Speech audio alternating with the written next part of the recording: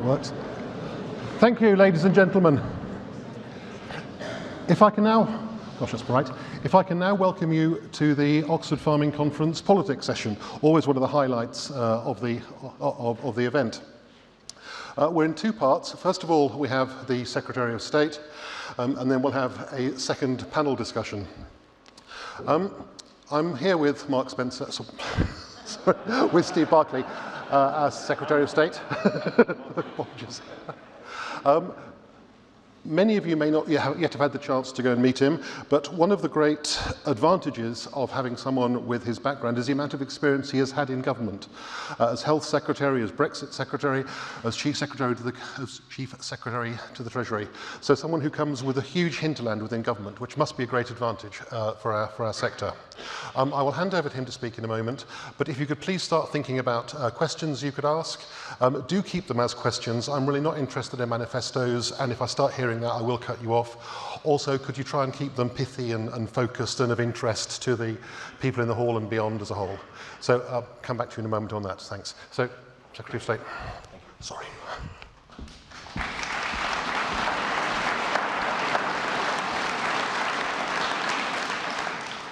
Well, Happy New Year, everyone, and thank you, Christopher, for that kind introduction. I'm delighted to have been invited to join you here in Oxford today. And as someone who represents a farming constituency in a major centre for sugar beet growing in the Cambridgeshire Fens, I'm also acutely aware at this particular time of the impact that flooding on farmland is having. Indeed, my constituency has given me a strong sense of how fundamental farming is to our economy and to the environment. And in my new role as Secretary of State, I relish the opportunity of ensuring farming and food security is at the heart of government policy. Because as COVID-19 and the effects of climate change have illustrated, and indeed Tom Bradshaw just made this point on the panel, food security is fundamental to our wider national security. Now, British farmers already produce, as colleagues in the room will know, around 60% of the food that we eat, and I recognise and support your desire to do more. And indeed, since my first week in the job, I've been out and about on your farms listening to how I can best support you. Based on what I've heard, I want to bring a clearer focus on enabling food production in our environmental land management schemes, because food production can and should go hand in hand with preserving the diversity and abundance of nature. So today, as well as updating on prices in our environmental land management scheme with an average 10% uplift to unlock more money for these schemes, and giving more choice about what you can do with more SFI actions made available to better reflect the full spectrum of farming interests. I also want to build more trust between us, because the feedback I have received suggests too often farmers feel that regulatory bodies start from a position of suspicion rather than one of trust. Firstly, I want to respond to the important feedback many of you have provided to make sure it better pays to run a farming business by making the biggest upgrade to our farming scheme since Brexit, gave us that freedom to redesign how we support agriculture. So today I'm delighted to announce new improvements to our incentives.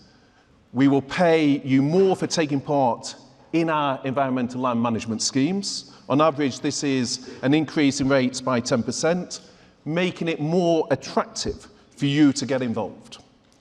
Those already in schemes will automatically benefit from this uplift. And in addition, if you have a plan to pull things together in a way that makes a significant difference, you will be paid a premium for that as well. And further details are being published today. We'll also introduce more schemes to support environmental action that underpins profitable food production, like supporting SFI actions that promote healthy soil increased pollinators and precision farming. And we are making SFI simpler, including more suitable for tenant farmers, with 3-year agreements taking on board the recommendations from Baroness Rock. We have been consistently clear as a government that we will not compromise on food safety. British farmers are rightly proud of producing food that meets and often exceeds our world-leading animal welfare and environmental standards. And British consumers want to buy this top-quality food, but too often products produced to lower welfare standards overseas aren't clearly labelled to differentiate them. This is why I'm pleased to announce that we will rapidly consult on clearer labelling so we can tackle the unfairness created by misleading labelling and protect farmers and consumers. This will explore how we can better highlight imports that do not meet UK welfare standards, improve how origin information is given online, and look at how we can do even more to ensure promotional activity, such as Union Jack labels on supermarket displays, matches the products on the shelf. For example, this rapid consultation will address concerns such as the pork reared to lower welfare standards overseas, which is then processed in the UK and presented in supermarkets to shoppers as British. And this will include bringing lightly processed meats into the same level of labelling as unprocessed pork and beef. We will also explore whether existing country of origin labelling rules can be strengthened by mandating how and where origin information is displayed, for example, on the front of packs, meaning farmers are fairly rewarded for meeting and often exceeding high UK welfare standards. And indeed, this reflects the lessons from labelling on eggs, where informed consumer choice has driven changes in consumer purchasing, with the number of free-range eggs more than doubling. The hard work and dedication of farmers, fishers and food producers makes this country competitive globally. The English sparkling wine, the Scottish smoked salmon and whisky, the Welsh lamb, the Northern Ireland beef. And it all gets a massive vote of confidence from consumers around the world, to the tune, in fact, of around 24 billion in exports for the British economy. So I'm delighted that from the start of this year, all geographical indicators, all products with geographical indicator products made and sold in Great Britain will be using our UK GI logo, which protects the geographical names of food and drink. UK producers will also be able to use this logo on products sold abroad, which will help even more of your products stand out from the crowd, both at home and overseas. And we have also recruited agri-food attachés linked to our embassy network to open up more markets in line with the commitments we gave at the Farm to Fork Summit. And these attachés have already opened up new markets such as poultry to Tunisia and pork to Chile.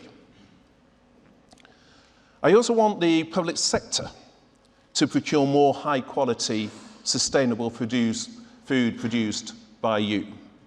And Parliament has in fact recently passed legislation following our exit from the European Union, which enables a greater emphasis on the public benefits of this public sector procurement.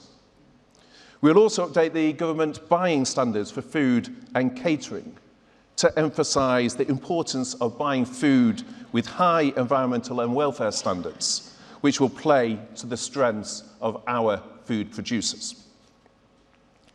Now, improving productivity is also key to boosting food production. And we have world-leading agri-tech innovators here in the UK. Having listened to farmers, I'm keen to focus more on technology that can be bought now, as opposed to prioritising early-stage research. Later this month, I will be inviting farmers to apply for a share of an initial £15 million for innovations like robotic mechanical weeding technology that can be implemented right away. And more grants will be launched this year to help you grow more, sell more, and make your businesses more sustainable and resilient for the future.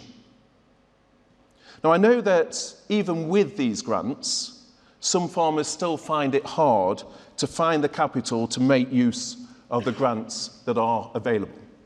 So we will also look at ways to make them even easier to access.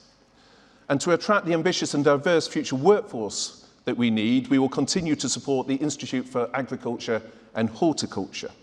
And this is all part of how we are ensuring we meet our commitment to invest every pound of the full farming budget. Next, I want to give farming businesses more choice. So today I'm pleased to announce around 50 new actions are being added to our environmental land management schemes, many of which support food production. For farmers to choose what is right for them, whether you farm on grassland, moorland or riverbanks, making it easier for our support to fit into your business plans. These new actions embrace innovations from soil health to precision farming to robotics. And I also recognise that there is scope to streamline the application process for schemes. And we have already started to put that into practice. So now you can apply for the Sustainable Farming Incentive and the Countryside Stewardship Mid-Tier together through one single application, meaning you'll have the same actions and can have the same ambition, just with less paperwork. And I'm keen to work with you to streamline paperwork further. Part of offering more choice is also about improving permitted development rights. And that's why I'm working with government colleagues following the recent consultation and exploring how we can reduce the barriers faced by farm development projects that have become all too familiar in the conversations I've been having with farmers. What I've also heard frequently from farmers is that you feel the starting point for too many interactions with regulatory bodies is one where you are treated with suspicion and not trust. In my experience, no one cares more about the land, the nature around them, or the passing of their farm to future generations in good health than the farmers who are the custodian of that land. So the relationship from government and regulatory bodies should better reflect this. As Secretary of State, I have asked officials to work as a priority with the Royal Payments Agency, Natural England, the Forestry Commission, the Environment Agency, to review the interactions between you and their staff. As the report a few weeks ago from David Fursden showed regarding Natural England, there are lessons to be learnt in the relationship with those who manage and care for the land, which I am keen to ensure are heeded. Lastly, in respect of TB, I want to recognise the terrible toll this takes on those who raise cattle. In contrast to Wales, our policy in England has worked in reducing cases, and we remain focused on eradication. Informed by the science and the advice from the Chief Veterinary Officer, our approach has included culling options, and we will continue with that going forward. So to conclude, I recognise for a successful farming sector, we need to support food production and improve farm productivity. That is why today I'm increasing the SFI payment rates on average by 10%, expanding the SFI actions, and committing to build on the streamlining of applications. I look forward to working with you on a rapid consultation on labelling to better reflect the high standards of British farmers and empower consumers, leverage public sector procurement, and expand our export potential. And I want to ensure government and regulatory bodies are more responsive to your diverse needs, reflecting that you are the custodians of the land that you care for. More money, more choice, more trust. That is my approach to putting farmers at the heart of government policy, working with you to promote food production as part of a shared commitment to economic growth. Thank you very much.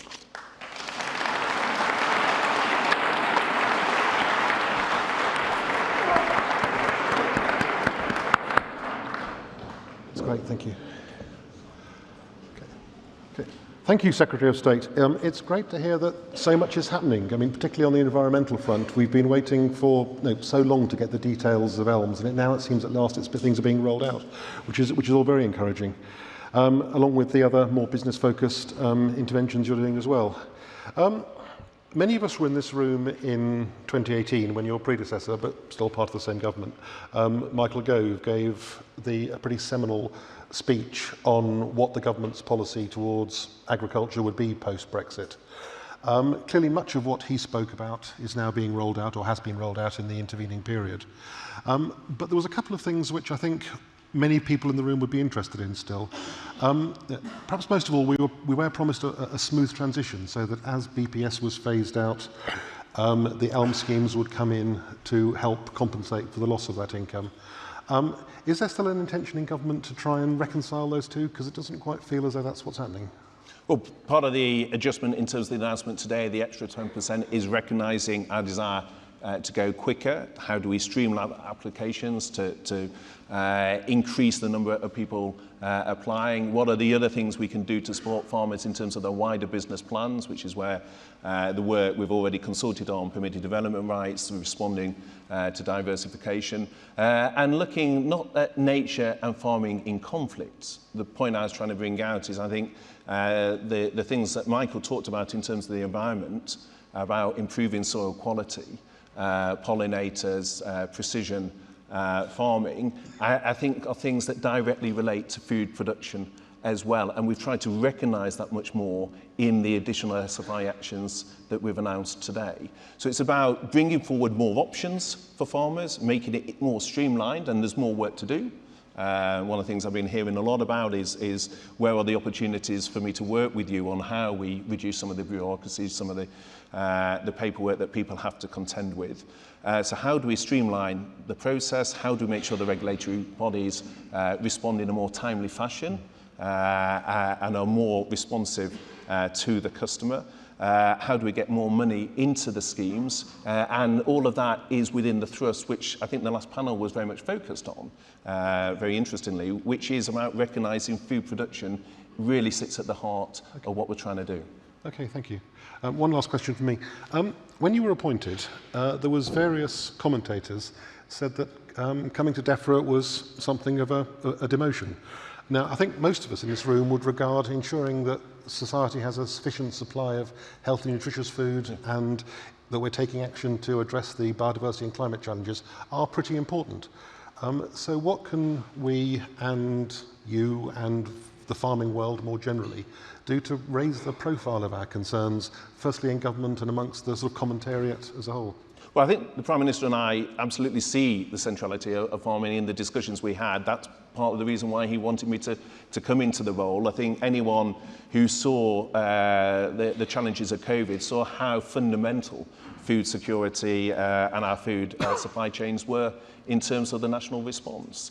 I know when I was Secretary of State in the Cabinet Office and there was concerns around turkey shortages at Christmas and food supply work there, I was working in that role very closely with Sir Dave Lewis on looking at our logistics and our preparation there.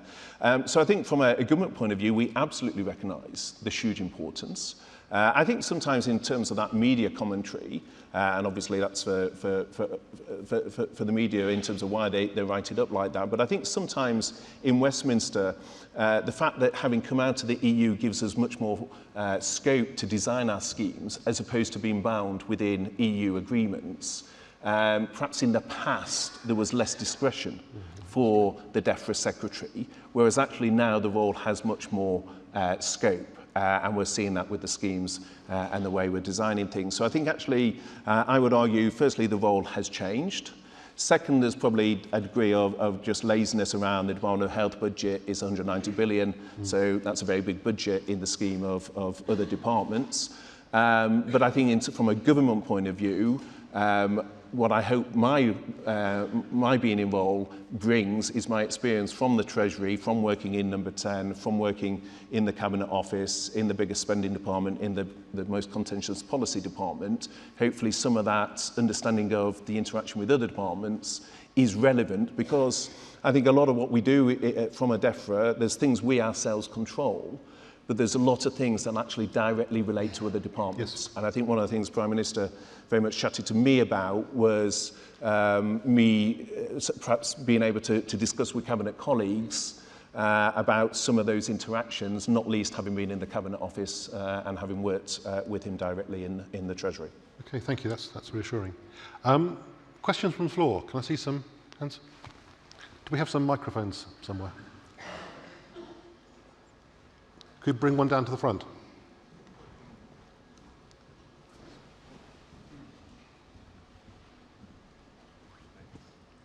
Hello, Secretary of State. I'm Ken Sloan, the Vice-Chancellor of Harper Adams University.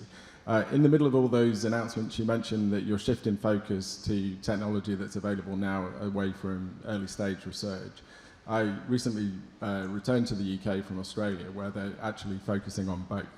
So how is that shift? That shift may help us in the short term in terms of food productivity and environmental, but what about our longer term reputation for competitiveness in that area? I wouldn't want the conference to take the wrong message around your commitment to continued innovation in this area. Yeah. No, great question. And if you notice, my language was quite precise. I didn't say we're removing funding from early stage research. What I'm saying is I think what you don't want in the UK is for us to do all the prototypes, then not commercialise those, and then say a US company comes in and picks up that IP.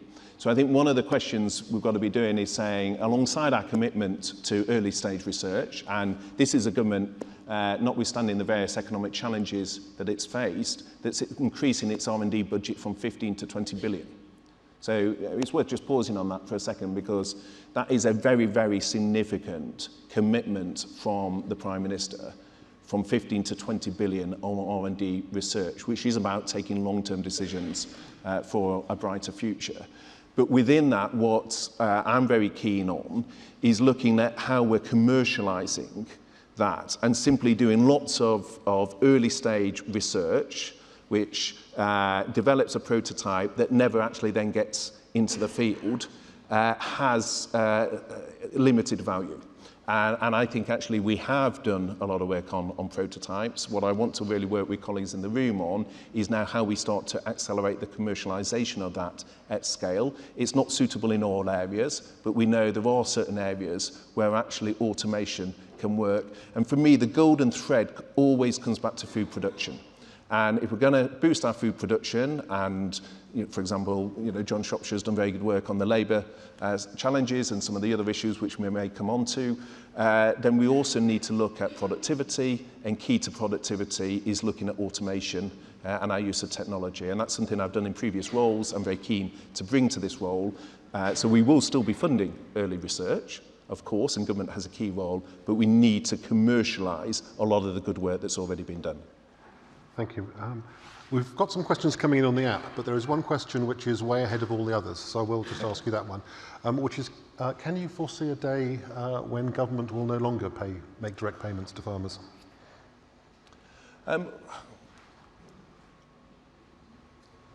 Well, I think in the foreseeable future, I think there is significant public good, and so I think the strategy is about rewarding public good, and again, what I was signaling in the speech is food production is part of that public good, and ensuring that we have food security, that is a key part of national security. So I can't see that in the foreseeable future, because actually I think there is a key part for government in terms of how we're supporting the sector as a whole. Thank you. So there was a question at the back. Sorry, in the... Thank you. Jane Bassett. I'm one of the forgotten upland farmers, which from Derbyshire, which is being recognised, have been disadvantaged in the rollout of SFI. And you, your department, DEFRA, have modelling work on your desk showing a 47% average loss in subsidy and payments. So with the announcements today, I appreciate I haven't seen all the detail and look forward to seeing the detail, but on a simpler analysis, the sums do not add up. A 10% increase in payments, we still have a huge gap to fill. So that's one issue. So I very much hope that in the announcements and the detail, there is recognition for the work in these areas. And the other point I'd like to make, Secretary of State, is you touched on partnerships with outside bodies, RPA and National England and what have you, and we know Dartmoor Review's gone on, which is a huge piece of work. So can you come to a question? Yes, the question is, two questions is, how have you addressed the gap? And with National England, the issue is a lot of work needs to be done on that as regards relationships with farmers. Thank you. So firstly, I'm very acutely aware. I used to work in Kendal. I come from Lancashire. I represent a farming constituency in the Fens. There are very different interests and very different needs around the farming sector. And a key part of today's announcement was to better reflect that by having more actions, getting more money into those schemes, trying to make it more streamlined. But it is, I think I'm 5-6 weeks into the job, it is to work with you on colleagues on those different needs and how we best reflect that. But all of that is underscored by our commitment to spend every pound of the farming budget, and that's what we're absolutely committed to do. In terms of the relationship with Natural England, as I recognised in my remarks, I think there's lessons from David's report. Again, it won't surprise people, in the listening that I've been doing, concerns with some of the relationships with regulatory bodies has been raised. I think there's been work in recent months, there's been progress made. My fantastic colleague, the Farming Minister, has absolutely championed this and has been doing a lot of very good work in this space. But what I wanted to signal today was I've heard those concerns and Mark and I are very focused on them, and it's not an overnight fix, but I just wanted to signal we absolutely recognise there are concerns across the farming sector on that, and that's something Mark and I in partnership are very focused on and working to improve. Thank you. Can I go to Minette Batters from the NFU? Thank you very much. Secretary of State, thank you very much for your thoughts today. This is a global first, the ELM scheme, and I'm really interested to know, I guess, on 2 points. We have asked for the entire term of this Parliament for impact assessments as to what the new scheme will do. You talk about the golden thread of food production. We still haven't had any impact assessments. Will you be looking at impact assessments to see what these new schemes might do with the changes that are in place? And also, with a huge proportion of the country underwater, much of our winter planting destroyed, now seed shortages going forwards for the spring, 50% of BPS capped. When I look at other countries across the world where there is support for agriculture, it is very much predicated to dealing with volatility and risk. If we look at the American Farm Bill, as an example, we've had many conversations over my tenure of 6 years at the NFU about crop insurance. We still, at the end of this Parliament, have nothing in place for how we deal with market failure, volatility or risk. I'd be really pleased to know you'd outline your thoughts on how we deal with volatility and risk going forwards. Thank you. Well, as you know, I'm a great believer in show not tell. So the fact that you and I spoke on my first day in office, the fact that we met in my first week in office, I hope is an indication of the fact that we want to work with you and listen to colleagues and respond to concerns. My slight concern, when I'm happy to go and look at the details around where the department is on impact statements, but I want to get on with stuff, and my caution would be the more one commissions further paperwork, the more decisions will be delayed. And I think actually when I'm talking to farmers, there's a lot of understanding of what the issues are, and there's a desire for us to get on with setting out the improvements and responding to those. In terms of volatility, a key part of the remarks today were about saying how do we better leverage, I think, the consumer market that does want to pay for quality. But at the moment, quite often in the supermarkets, it is not clear to shoppers. The concern that's been raised with me is the packaging that looks like a British farm, it sounds like a British farm, but it's not actually British reared. So it's responding to some of the concerns which better empowers the consumer so that the consumer can reflect that. In terms of specific issues, I mean, the work that I was doing with Dave Lewis, for example, is looking at some of the supply chains and what we can do there. But very happy to pick up, as we have on past issues, Minette, and have further ongoing discussions. Okay, thank you. Have I got time for one more question? The gentleman in the blue jumper who had his hand up from the start, if I can. Thank you. Ben Makowiecki, Agriculture Sustainability Director at Lloyds Bank. In the last session, we heard a lot about the costs and risks of sustainable food production. Beyond elms, what role does government have in helping to mitigate these? And are farmers wrong to think that they might make a profit from it?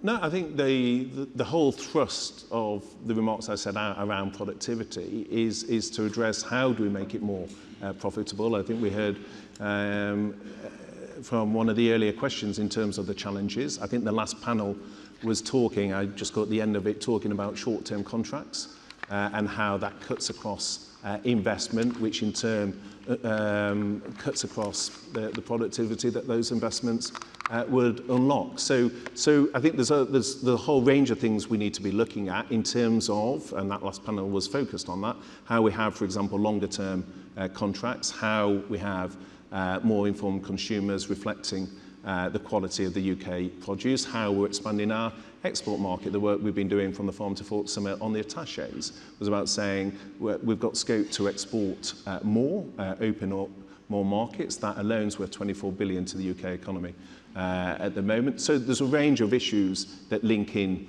to productivity, and we're keen to work with you on how we address those in turn. And what the speech Chris was setting out was a series of things from the feedback I've already received which speak directly to the productivity point, which in turn is all about listening and hearing the point that food productivity is at the core of what we need to focus on. Thank you, Secretary of State. I'm afraid we have to go and wrap it up there. I hope you found it as useful to hear from us as we have to hear from you.